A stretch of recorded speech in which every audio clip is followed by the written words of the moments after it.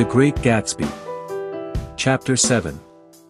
It was when curiosity about Gatsby was at its highest that the lights in his house failed to go on one Saturday night, and, as obscurely as it had begun, his career as Trimalchio was over.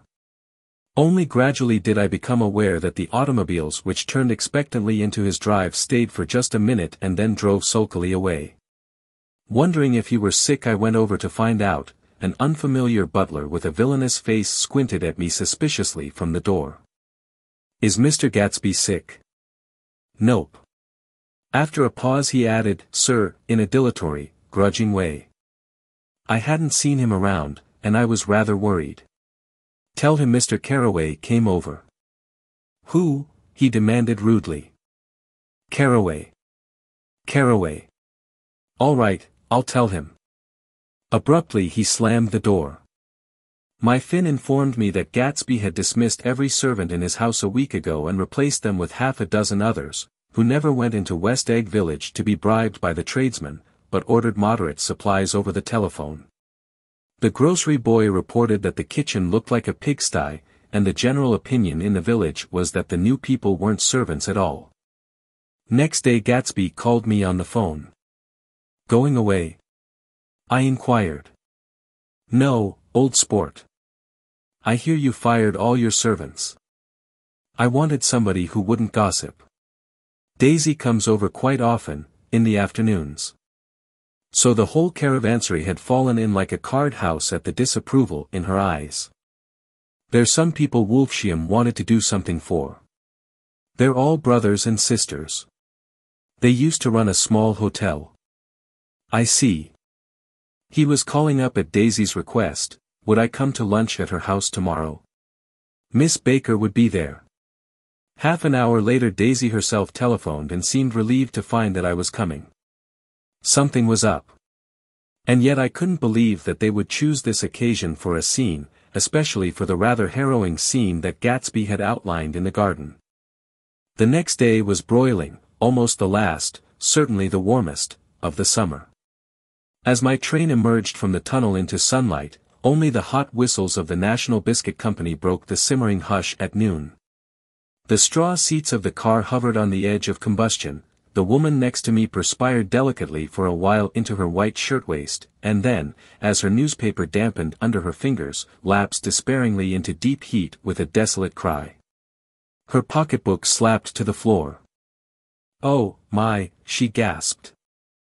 I picked it up with a weary bend and handed it back to her, holding it at arm's length and by the extreme tip of the corners to indicate that I had no designs upon it, but everyone nearby, including the woman, suspected me just the same. "Hot," said the conductor to familiar faces. "Some weather." "Hot. Hot. Hot. Is it hot enough for you? Is it hot? Is it?" My commutation ticket came back to me with a dark stain from his hand. That anyone should care in this heat, whose flushed lips he kissed, whose head made damp the pajama pocket over his heart. Through the hall of the Buchanan's house blew a faint wind, carrying the sound of the telephone bell out to Gatsby and me as we waited at the door. "The master's body," roared the butler into the mouthpiece. "I'm sorry, madam, but we can't furnish it, it's far too hot to touch this noon." What he really said was, "Yes. Yes. I'll see." He set down the receiver and came toward us, glistening slightly, to take our stiff straw hats.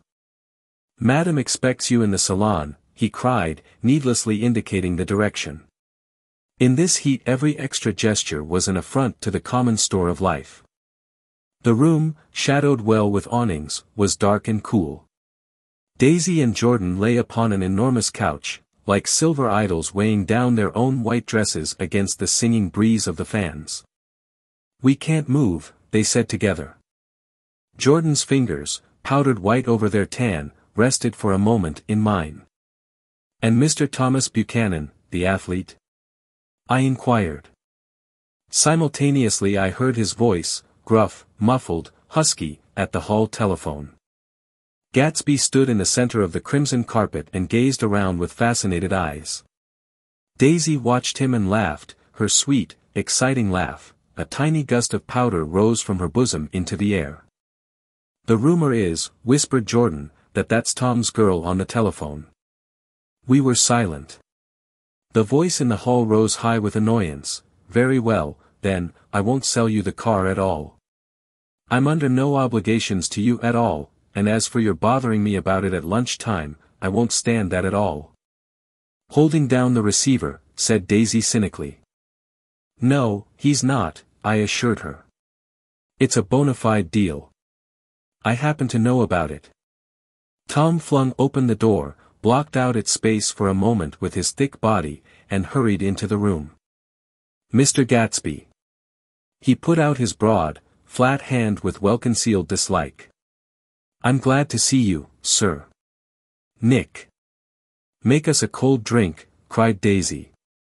As he left the room again, she got up and went over to Gatsby and pulled his face down, kissing him on the mouth. "You know I love you," she murmured. "You forget there's a lady present," said Jordan. Daisy looked around doubtfully. "You kiss Nick too? What a low, vulgar girl." "I don't care," cried Daisy, and began to clog on the brick fireplace. Then she remembered the heat and sat down guiltily on the couch just as a freshly laundered nurse leading a little girl came into the room. "Blessed Precious," she crooned, holding out her arms. "Come to your own mother that loves you." The child, relinquished by the nurse, rushed across the room and rooted shyly into her mother's dress. "The Blessed Precious. Did mother get powder on your old yellowy hair? Stand up now, and say, how to do." Gatsby and I in turn leaned down and took the small reluctant hand. Afterward he kept looking at the child with surprise. I don't think he had ever really believed in its existence before. "I got dressed before luncheon," said the child, turning eagerly to Daisy. "That's because your mother wanted to show you off." Her face bent into the single wrinkle of the small white neck. "You dream, you. You absolute little dream." "Yes," admitted the child calmly. "Aunt Jordan's got on a white dress too. How do you like mother's friends?" Daisy turned her around so that she faced Gatsby. "Do you think they're pretty?" "Where's Daddy?" "She doesn't look like her father," explained Daisy. "She looks like me. She's got my hair and shape of the face." Daisy sat back upon the couch. The nurse took a step forward and held out her hand. "Come, Pammy. Goodbye, sweetheart." With a reluctant backward glance the well-disciplined child held to her nurse's hand and was pulled out the door, just as Tom came back, preceding 4 gin rickeys that clicked full of ice. Gatsby took up his drink. "They certainly look cool," he said, with visible tension. We drank in long, greedy swallows. "I read somewhere that the sun's getting hotter every year," said Tom genially. "It seems that pretty soon the Earth's going to fall into the sun, or wait a minute, it's just the opposite, the sun's getting colder every year. Come outside," he suggested to Gatsby, "I'd like you to have a look at the place." I went with them out to the veranda.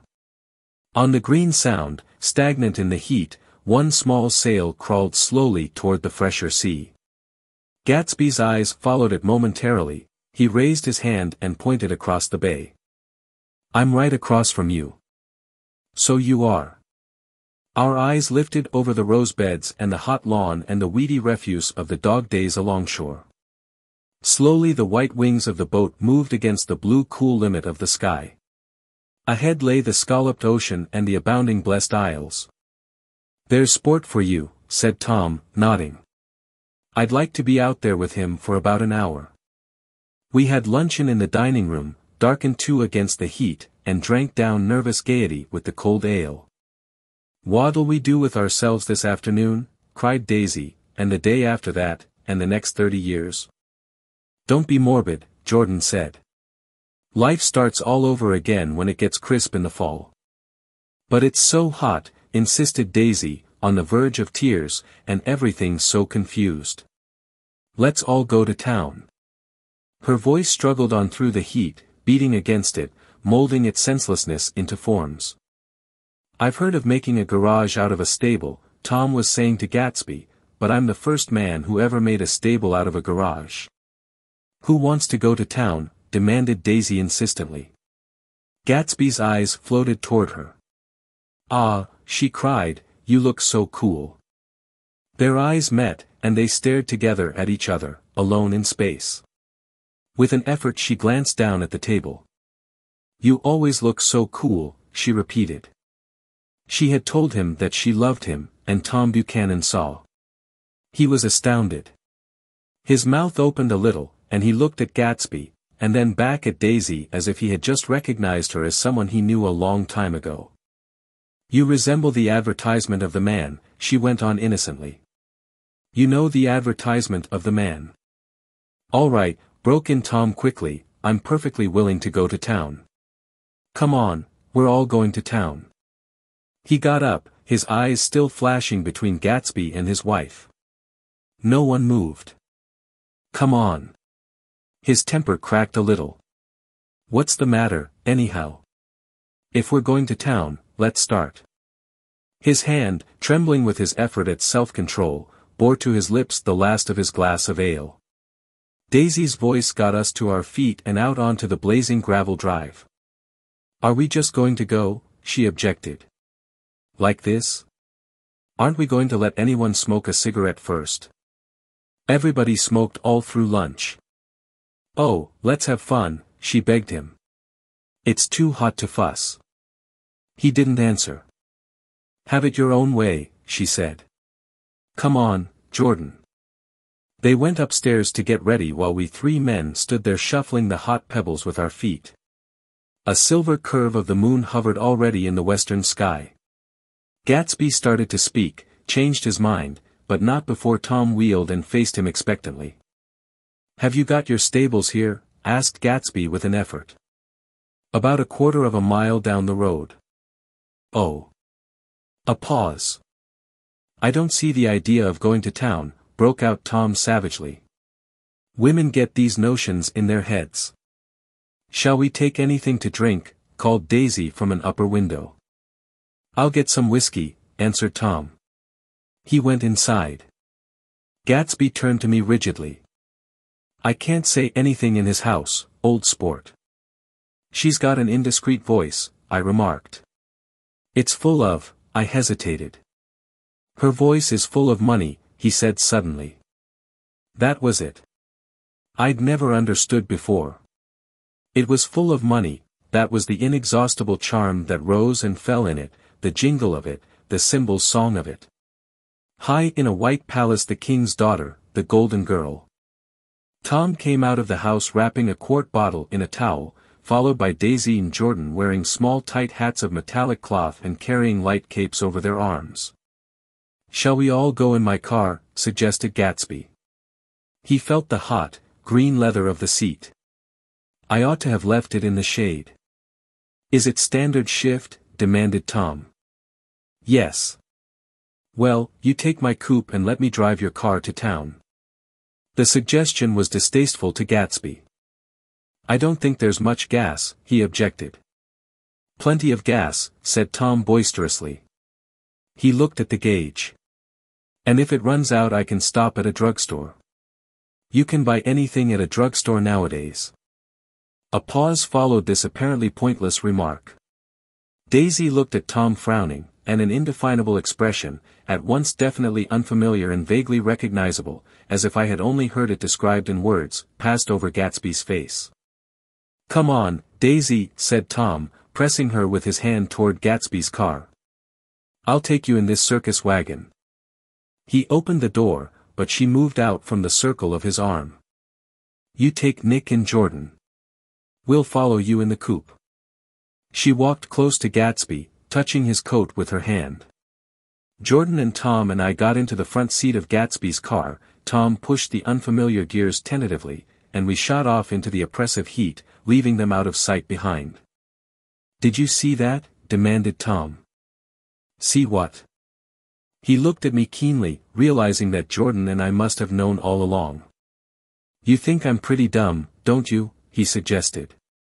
"Perhaps I am, but I have almost a second sight," sometimes, that tells me what to do. Maybe you don't believe that, but science. He paused. The immediate contingency overtook him, pulled him back from the edge of theoretical abyss. I've made a small investigation of this fellow, he continued. I could have gone deeper if I'd known. Do you mean you've been to a medium? Inquired Jordan humorously. What? Confused, he stared at us as we laughed. A medium? About Gatsby. About Gatsby. No, I haven't. I said I'd been making a small investigation of his past. And you found he was an Oxford man, said Jordan helpfully. An Oxford man. He was incredulous. Like hell he is. He wears a pink suit. Nevertheless he's an Oxford man. Oxford, New Mexico, snorted Tom contemptuously, or something like that. Listen, Tom. If you're such a snob, why did you invite him to lunch? Demanded Jordan crossly. Daisy invited him, she knew him before we were married, God knows where. We were all irritable now with the fading ale, and aware of it we drove for a while in silence. Then as Dr. T. J. Eckelberg's faded eyes came into sight down the road, I remembered Gatsby's caution about gasoline. We've got enough to get us to town, said Tom. But there's a garage right here, objected Jordan. I don't want to get stalled in this baking heat. Tom threw on both brakes impatiently, and we slid to an abrupt dusty stop under Wilson's sign. After a moment the proprietor emerged from the interior of his establishment and gazed hollow-eyed at the car. Let's have some gas, cried Tom roughly. What do you think we stopped for, to admire the view? I'm sick, said Wilson without moving. Been sick all day.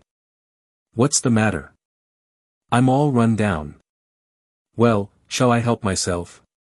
Tom demanded. You sounded well enough on the phone. With an effort Wilson left the shade in support of the doorway and, breathing hard, unscrewed the cap of the tank. In the sunlight his face was green. I didn't mean to interrupt your lunch, he said. But I need money pretty bad, and I was wondering what you were going to do with your old car. How do you like this one? Inquired Tom. I bought it last week. It's a nice yellow one, said Wilson, as he strained at the handle. Like to buy it? Big chance, Wilson smiled faintly. No, but I could make some money on the other. What do you want money for, all of a sudden? I've been here too long. I want to get away. My wife and I want to go west. Your wife does, exclaimed Tom, startled.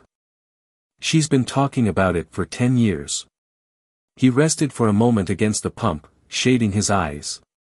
And now she's going whether she wants to or not. I'm going to get her away. The coupe flashed by us with a flurry of dust and the flash of a waving hand. What do I owe you? Demanded Tom harshly. I just got wised up to something funny the last 2 days, remarked Wilson.